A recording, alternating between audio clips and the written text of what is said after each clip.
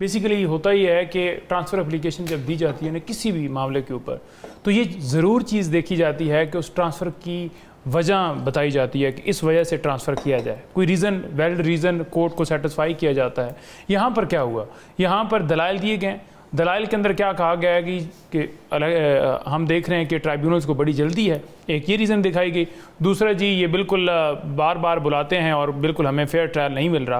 लेकिन अगर दूसरी तरफ देखें तो 3 दफ़ा इस्लामाबाद जो ट्राइब्यूनल्स हैं उन्होंने बाकायदा तौर पर ट्राइब्यूनल ने ये कहा कि आप फॉर्म 45 लेकर आएँ, लेकिन ये फॉर्म 45 ट्राइब्यूनल के सामने नहीं लेकर गए। उस वजह से क्योंकि फॉर्म 45 के मुताबिक ये हारे हुए हैं, इन्होंने क्या किया, इन्होंने इसी वजह से एक इलेक्शन ऑर्डिनेंस लेकर आए कि जनाब अब रिटायर्ड जजेस जो हैं इन केसेस को सुनेंगे। रिटायर्ड जजेस सुनने के पीछे वजह ही ये थी कि जनाब अपनी मर्ज़ी के फैसले करवाए जाएँ, फॉर्म 47 के मुताबिक जिनको जितवाया गया उन्हीं के उसके ऊपर रिटेन रखा जाए। और आज जो फैसला इलेक्शन कमीशन ने दिया है हम इसको बिल्कुल तस्लीम नहीं करते। कोई वैलिड रीज़न नहीं थी। 6 महीने के अंदर इलेक्शन पटिशन जो हैं वो डिसाइड करनी होती हैं, ये कानून कहता है, और इलेक्शन ऑर्डिनेंस ले आना और फिर इलेक्शन कमीशन का उनकी दरख्वास्त को एक्सेप्ट करना कि किसी और के पास ये भिजवाया जाए, ये एक मिली भगत है, ये साजिश है, इसके अंदर सारी चीज़ें हैं। और इसके ऊपर मैं बड़ा क्लियर कहूँगा कि इलेक्शन कमीशन वो है जिसने 8 फरवरी को एक मुतनाज़ा, एक धांधली और एक ऐसा इलेक्शन करवाया जिसकी पूरी हिस्ट्री में मिसाल नहीं मिलती। उसी के पास जाकर दरख्वास्त देना कि आप ये ऐसा करें कि इसको ऐसा फैसला दें, फैसला ये किया जाए, तो क्या आप एक्सपेक्ट कर सकते हैं कि जिसने खुद धांधली की हो तो वो अपने ऊपर बर्डन लेकर आएगा कि वो अगर एक्सेप्ट करता है कि वाकई जी धांधली हुई है, ये गलत चीज़ हुई है, तो उसके ऊपर तो आर्टिकल 6 लगेगा। तो इसी वजह से इलेक्शन कमीशन से किसी सूरत आप तवक्को ही नहीं कर सकते कि वो किसी सूरत जो है वो फैसला जो है वो इंसाफ के ऊपर मबनी देगा, बल्कि वो वही करेगा जो पीछे से उसे डायरेक्शंस हैं, जो पीछे से उसे डायरेक्शन थी इलेक्शन के अंदर, और अब भी उन्हीं को रिटेन रखा जाएगा जिन्होंने मिली भगत से, किसी ने पैसा दिया, किसी ने किया, जिसने जो मर्जी है किया। ये तो मुबैना तौर पे इल्जामात है ना जो आपकी जमात नहीं, इल्जामात नहीं, आप क्लियर लेकर आ जाए ना फॉर्म 45। आपको जो इलेक्शन ट्राइब्यूनल बुला रहा है आप लेकर आएं, क्योंकि आप लेकर नहीं आते, आपके पास है तो नहीं। उन्होंने तारिक फजल चौधरी साहब ने मीडिया पे लहराए थे और दिखाए थे, उनका हमारे पास सारे मौजूद हैं, तो हम तो दिखा देखें। वैसे मैं ये कह दूं कि मैं लहरा रहा हूं, मेरे पास मौजूद है। बेसिकली तो ये है ना कि रिकॉर्ड मैच कराना है, तो वो इलेक्शन ट्राइब्यूनल ने कहा, मैंने उनसे हलफ मांगा था तारिक फजल चौधरी साहब से, वो भाग गए थे। उन्होंने कहा जी कि हम जाकर अदालत में बात करेंगे, अदालत के अंदर तो वो जा नहीं रहे, वो इलेक्शन कमीशन के पास। ये पंजोता साहब आप हंस रहे क्यों हैं? मैं हंस इसलिए रहा हूँ कि आप ये देख लें कि बजाय ये किस चीज़ के ऊपर बात की जाती है कि 203 केसेस जो हैं इमरान खान साहब के ऊपर बेगुनाह बनाए गए, झूठे केसेस बनाए गए, और झूठे केसेस में आपने मुल्क की सबसे बड़ी पार्टी के सरबराह को आपने अंदर डाल दिया। जो ही वो केस किसी भी अपर फोरम पर ओपन कोर्ट में समाअत होती है तो उसके अंदर जान नहीं निकलती, चाहे वो 9 मई के हवाले से केसेस हों, चाहे सैफर केस हो, चाहे तोशा खाना का केस हो। तो उस बात के ऊपर कि इंसाफ दिया नहीं जा रहा, आज भी वो पाबंद सलासल है। आज भी इद्दत केस के अंदर जज साहब जो है वो उनको भगाया गया बाकायदा तौर पर एक प्लान के ज़रिए, और वो पीछे हटे और फिर दूसरे जज के पास लाया गया, और उन्होंने 25 तारीख रख दी है ताकि वो जो नया ट्वीट वाला केस है उसके अंदर गिरफ्तार किया जाए। काबीना ने एक फ़ैसला जो है वो पास किया हुआ है पंजाब में, तो उसमें कोई नए मुकदमे गद्दारी के बनाकर उन्हें पाबंद सलासल रखा जाए। इसकी एक वाज़ह दूसरी मिसाल भी आपके सामने है कि शाह महमूद कुरैशी साहब को 1 साल के बाद उन्हें नॉमिनेट करके गिरफ्तार किया गया है 8 मुकदमात के अंदर, और उसकी रीज़न ही ये थी कि उन्होंने देखा था कि साइफर केस के अंदर उनकी बेल जो है हो जाएगी, क्योंकि जिस तरह से झूठा मुकदमा बनाया गया, चलाया गया, सारी चीज़ें उसके अंदर। और ये कह देना ना कि बड़ी अपील जल्दी फिक्स हो गई है, हम तो ये कहते हैं कि फेयर ट्रायल हर एक का बुनियादी हक है और अदालतों के ऊपर ये जिम्मेदारी है, उन्होंने देना है। लोगों के हकूक़ की हिफाजत किसने करनी होती है? अदालतों ने करनी होती है। अगर वो डिले करेंगी तो हम तो नहीं उसको कहेंगे कि आप डिले करें, आप 50,000 मुकदमात लटका कर बैठे हुए हैं। लेकिन आप ये भी देखें कि आज कौम की धड़कनें जो हैं कैदी नंबर 804 के साथ धड़कती हैं, और आप उसको इंसाफ नहीं दे रहे। साहब मुस्कुरा रहे हैं, मुस्कुरा रहे हैं, अच्छी बात है, क्योंकि उन्होंने मुस्कुराना है डेफिनेटली।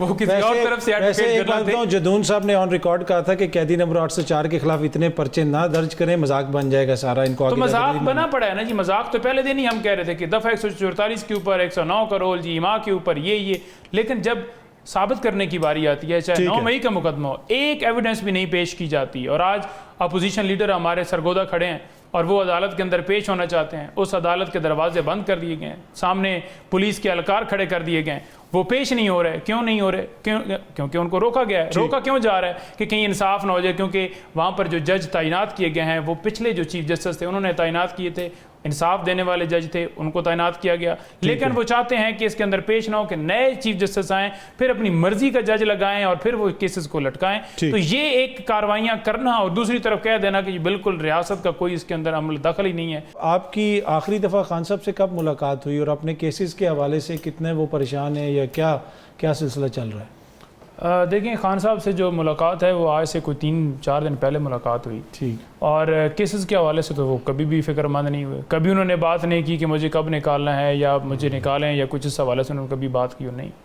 वो सुप्रीम कोर्ट में पेश होना तो पहले खुद से कहते हैं जी बताएं, फिर हमारा उधर जो है लीगल क्या मौक़िफ़ होगा, सारी चीज़ें समझाएं, और वो प्रॉपर तैयारी करते हैं और जाते हैं। वहाँ पर मुलाकात के अंदर कभी भी हमने फील नहीं किया कि खान साहब इस हवाले से कोई कर रहे हैं। डेफिनेटली ये ज़रूर परेशानी होती है कि बाहर लोगों के ऊपर जो जुल्म हो रहा है, जो गिरफ्तारियाँ हो रही हैं, बार बार उठाया जा रहा है, एक मुकदमे से रिलीज़ होता है, दूसरे में डाल दिया जाता है। ये शायद जो थे फराद साहब, इनके हवाले से परेशान थे। ठीक है, तो वो तो ओवरऑल जो चल रहा है उसके लिए बात करते हैं। लेकिन अब पता है कि अब जरा मैं एक ब्रेक ले लेते हैं क्योंकि छोटे सा हमें टेक्निकल मसला हो रहा है। ब्रेक से वापस आते हैं तो गुफ्तगू के सिलसिले को यहीं से शुरू करें। वेलकम बैक जी। नईम हैदर पंजोता साहब, जो आप फरमा रहे थे वो कंप्लीट भी कीजिएगा। और एक और जो खबर अब आ रही है कि कोई नए केसेस वगैरह आपकी लीडरशिप के ऊपर आपने जिक्र भी किया, लेकिन जो सेकंड ईयर की लीडरशिप है हो सकता है कि उनके ऊपर भी कोई नए मुकदमात वगैरह कायम किए जाएँ। कोई ऐसी इतलात हैं आपके पास? जी बिल्कुल, पाशा साहब ने जिस तरह, मैं इनके बारे में बात करना चाहूँगा कि जिस तरह इन्होंने बात की है, बड़ी ज़बरदस्त बात की है और बड़ी गैर जानबदारी का मुजाहरा करते हुए इन्होंने अच्छे रिमार्क्स दिए हैं और अच्छी बातें की हैं। वकला के हवाले से जो आज दहशतगर्दी के मुकदमात किए जा रहे हैं और बाकी चीज़ें भी जो उन्होंने की, आपके ऊपर भी झूठे केसेस जो है ना वो बनाए गए। जी बिल्कुल, मेरे ऊपर भी दहशतगर्दी का मुकदमा बनाया गया कि जनाब इन्होंने खबर मानकर को जनाब कहीं मुक्का मारा और पत्नी कोई बंदूक निकाल। वैसे आपने खबर मानिका साहब को कोई मारा नहीं, ना मुक्का और ना कोई वहाँ पर मैंने कौन सी बंदूक छीनी। कोई ऐसी वीडियो हो जो मंजर आम पर हो कि पुलिस वालों के साथ वार किए, लफ्जी वार उनके साथ शो में भी करता रहा हूँ और कोई उस दहशतगर्दी के अंदर नहीं आते। लफ्जी वार कोई मैंने वहाँ पर उन्हें गालियाँ भी नहीं निकाली, हालांकि वो गालियाँ निकाल रहे थे, लेकिन उसके बावजूद हमने तहम्मुल का मुजाहरा किया। देखें, यहाँ पर बात हो रही थी कि 2018 के अंदर ये केसेस हो गए या उस वक्त जो है गलत हुआ। ये देखें, नवाज़ शरीफ हों, शहबाज हों, ये जितने जरदारी साहब हों, इनके ऊपर केसेस जो बने हैं पाकिस्तान तहरीक इंसाफ के इक़्तिदार से पहले के बने हुए हैं। और कब के बने हुए हैं? आप डाल रहे हैं कि PTI ने बनाए, इमरान खान ने बनाए। मैं देख रहा था अगले दिन एक प्रोग्राम, पूछा गया कि शहबाज शरीफ साहब आप बताइए कैवन फील्ड अपार्टमेंट किसके नाम पे है? तो उन्होंने कहा कि ये मुझसे सवाल ना करें। तो यानी कि आज भी आपके पास जवाब नहीं है कि वो किसके नाम पर है, किधर से आपने ख़रीदा। दुबई लीक्स आई, उसके अंदर इन तमाम लोगों की जायदादें निकल आईं सिवाय इमरान खान के।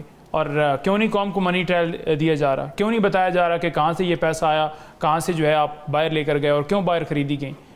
पाकिस्तान में आपने पैसा लेकर आना है। अगर आप बाहर की कमाते भी हैं, आप जो मुहिब वतन पाकिस्तानी नारे भी मारते हैं और कहते हैं कि ये मुल्क हमारा है, हमने इसको आगे लेकर जाना है, आप अपनी सारी जायदादें जो हैं वो बाहर लेकर जा रहे हैं और उसका मनी ट्रायल क्यों नहीं दिया जा रहा? और तीसरी बात यह कि गाड़ियाँ हो या मकसूद चपड़ासी हो, हर एक को पता है कि किसने किसके साथ क्या किया गया, गाड़ियाँ कहाँ से ली गई तोशाखाना से, और फिर उनको कहा गया कि जनाब बिल्कुल जायज़ थी, ये 2009 वाले PM के कोटे में थी, फलां कोटे। मुझे लेकर देना 5-6 लाख की मर्सिडीज़ गाड़ी। इन्होंने क्या किया कि 2.25 करोड़ का जो सेट था उसकी कीमत 3 अरब लगवा के इमरान खान के ऊपर वो डाल दिया। अब बाद में वो उन्होंने सारा चेक किया खान साहब ने, तो पता चला कि वो हार तो जो है वो घर पड़ा हुआ है। उसकी कीमत जो है दोबारा से लगवाई तो पता चला कि आज भी 3 अरब का नहीं, आज भी 2.25 से नहीं होगा तो 2 करोड़ का हो गया या 2.25 करोड़ का हो गया होगा। तो इस तरह के केसेस बनाकर आपने उनको अंदर डाला। नैब का जो नया केस आप खदशा जाहिर कर रहे हैं कि खान साहब पे आ सकता है नया केस। देखिए, नैब का नया केस जो है स्टार्ट किया है इन्होंने तोशाखाना पार्ट 4 स्टार्ट किया है। हालांकि कानून ये है कि अगर एक जुर्म होगा तो उसके ऊपर एक कार्रवाई होती है, ये नहीं होता। पहली तो बात यह है कि उन्होंने कोई जुर्म किया नहीं है। उन्होंने जो भी प्रोसेस किया, जहां पर 20% कीमत अदा की जाती थी, उन्होंने 50% के ऊपर ले गए। और कब ले गए? ये नहीं कि 2022 में ले गए या 2021 में ले गए, 2-3 साल इक़्तिदार एंजॉय किए, नहीं। 2018 के 11वें महीने के अंदर ही उन्होंने 20 से 50% कर दी और प्रॉपर प्रोसेस करके लिया गया। लेकिन उसके बावजूद उन्हें अंदर रखा। अब इद्दत केस है, इद्दत केस के अंदर लटकाया जा रहा है। चाहते हैं कि 25 तारीख या उसके बाद भी ये जाए ताकि नए मुकदमात में गिरफ्तारी डाली जाए। सनम जवेद, उनके हवाले से मैं आपको ज़रूर बताना चाहूँगा कि आज भी अदालत के अंदर रिकॉर्ड पेश नहीं किया गया। कभी रिकॉर्ड नहीं पेश किया जाता।